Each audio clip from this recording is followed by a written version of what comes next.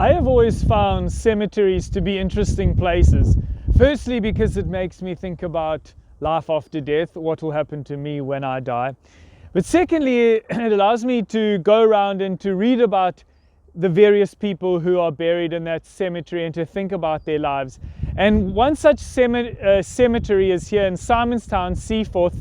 It's known as the Old Burying Ground, and it contains a number of very interesting gravestones, and this cemetery dates from the early 1800s. So I'm going to take you around and to show you 3 or 4 interesting gravestones that are here in this cemetery. So come on and join me.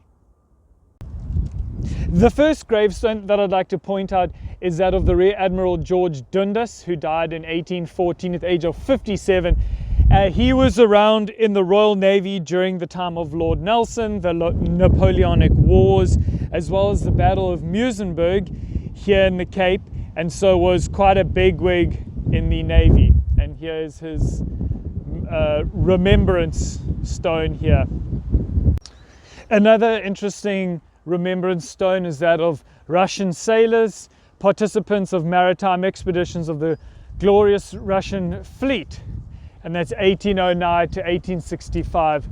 So here we have that remembrance stone of these Russian sailors.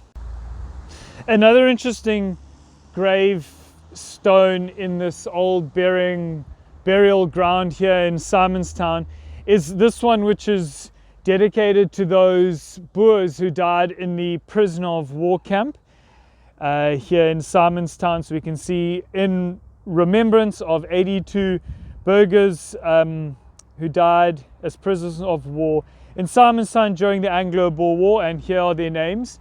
So that's down at the bottom left. Another interesting gravestone is that of Hendrik Peter behind me. He died in 1902 and was born in 1820.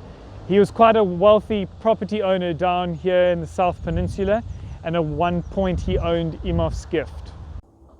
Yet another interesting gravestone in Simonstown is that of William Froude, who died in 1879. He was an engineer who worked on ships, in particular working on ways to build up resistance against water on the hulls of ships.